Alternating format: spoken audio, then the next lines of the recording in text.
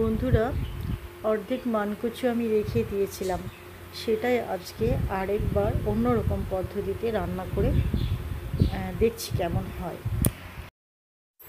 কড়াইতে পরিমাণ মতো সর্ষের তেল দিয়ে কালো জিরে আর শুকনো লঙ্কা ফোড়ন দিয়ে দেব।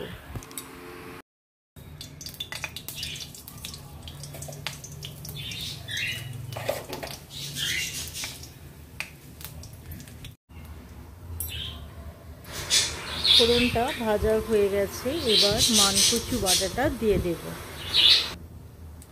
আজকে কচু বাটাটা থেকে দুধটা বের করে নিই।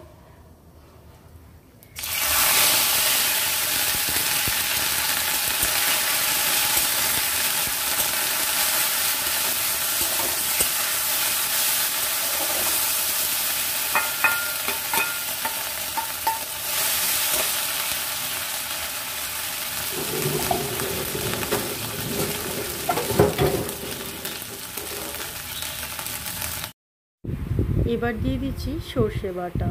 দু রকম সর্ষে, কাঁচা লঙ্কা আর সামান্য লবণ দিয়ে ভালো করে পেস্ট করে নিয়েছি।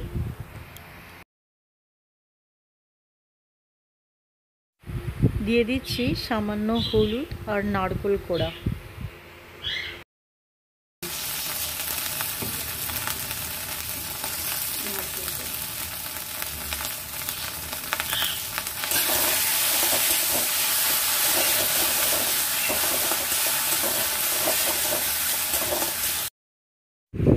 সমস্ত উপকরণ দেবার পর 5 থেকে 7 মিনিটের মতো কন্টিনিউয়াস নাড়াচাড়া করতে হবে।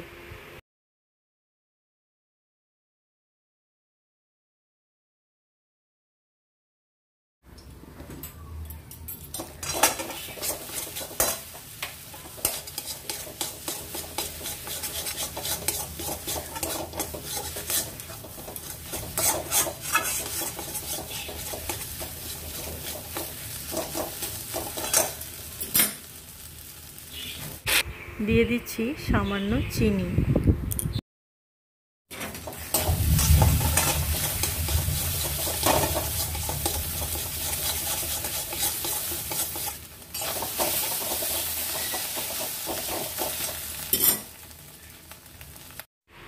এবার দিয়ে দিচ্ছি অর্ধেক লেবুর রস।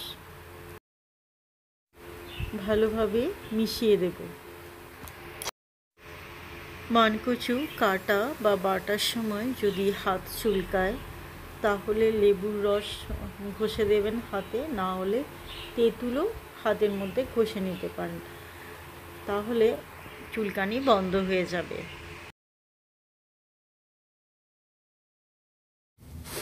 মানকচু বাটা গরম ভাতে খাওয়ার জন্য একদম